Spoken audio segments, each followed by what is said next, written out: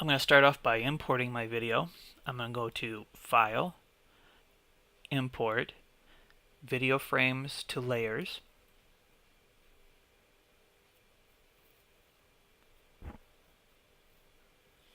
I'm going to select the video that I've already downloaded.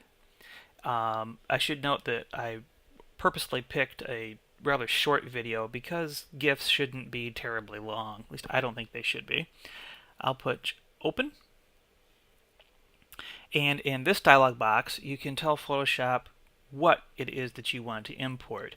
As I mentioned, this is a short video of only 7 seconds, so we're going to go ahead and import the whole thing. However, if there was only a part of the video that you wanted to import, you can drag these little arrows here, which are called in points and out points, and we could tell it that we only wanted to import this little section between these arrows.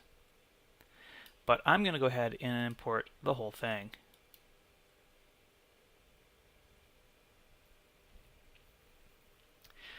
So you can see that Photoshop has taken every frame from the movie and put them on individual layers. And you can see that this is a pretty good sized movie here.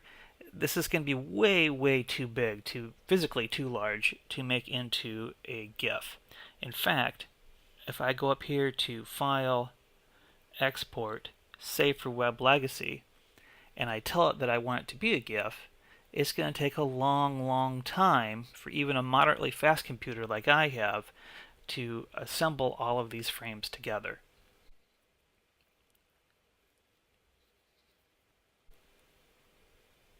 And there we go. It took it a long time to put together, several minutes at least. And you can see that this is a 65 megabyte file. For 7 seconds of video, that's just unreasonably huge. So I'm going to hit cancel here. And I'm going to scale this down to a more reasonable size. I'm going to go to Image, Image Size, and just type in a different size. I'm going to say 240 tall, which is a pretty small file, but I think for a GIF it's fine. And I'll hit OK.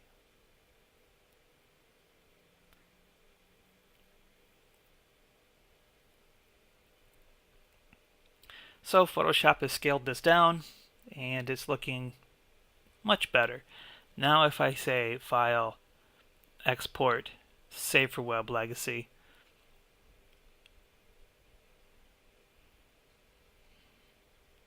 it still took a while, but it was much faster. And you can see that we're now down to 8.8 megabytes, which is still a really big file, but it's considerably smaller than the one that we started off with. I'm going to hit cancel, and I'll show you some more features inside of Photoshop. Let's go to Window, Timeline. And along the bottom, we can see the individual frames in the animation, and I'll just randomly pick on one here.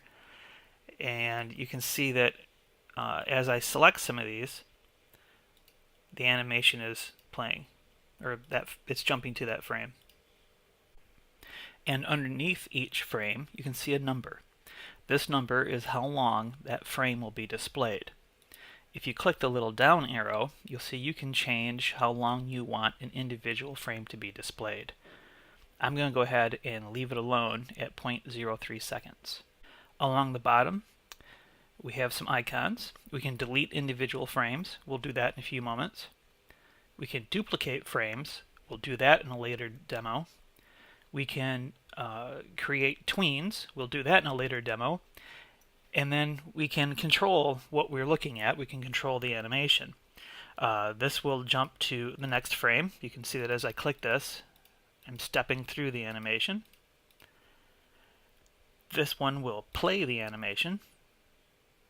Click it again to stop. This one will step us backwards through the animation. And this one will take us to the very beginning frame. And this little icon down here will tell Photoshop how many times you want the animation to play. It defaults to playing forever. It will continuously loop over and over and over again You can tell it that you want to play 3 times and then stop, or play a single time and stop. For this demonstration, I want to make an animation where poor Simone is going to suffer from this robot continuously applying lipstick to her forever. So what I'm going to do is I'm going to hit play, and I'm going to watch the animation through, and I want to try to find some points in the animation where it looks like I might be able to let it loop over and over again and make it look as seamless as I can. And I can't get it perfect, but I might be able to get it pretty close.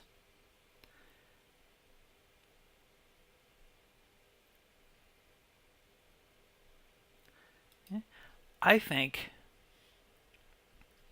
if I go to about frame 79, I think if we were to play from there to about frame 100 or so, and we made it loop through there, it might look halfway decent. So what I'm going to do is click on my frame 79, and then I'm going to do a shift click on my frame 1, and this will select all the frames between 1 and 79. And I'm going to delete those frames. So I click the little trash icon, and I say, I wish to delete those. So now it's renumbered the frames, and I'm going to click ahead here a little bit.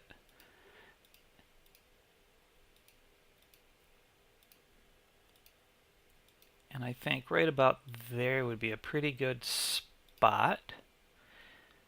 So what we're going to do is we're going to make it loop from 1 until frame 26. So I'm going to click on frame 27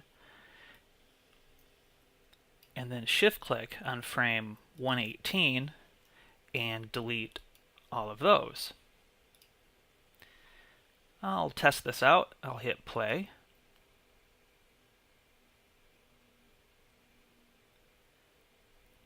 That's not too bad.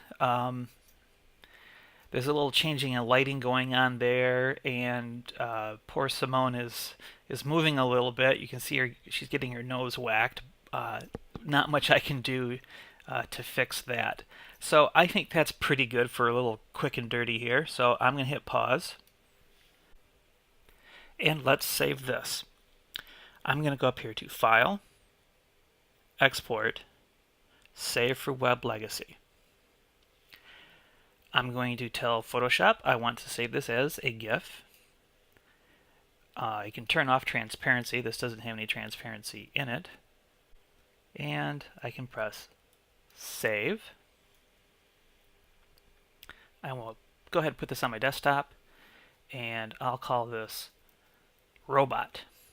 And I'll click Save. I'm going to take a look at this on my desktop, so I'm going to minimize my Photoshop. Here's my robot GIF sitting right here, and I'll go ahead and open it up. And there it is playing. I can now go ahead and send this off to all my friends and family.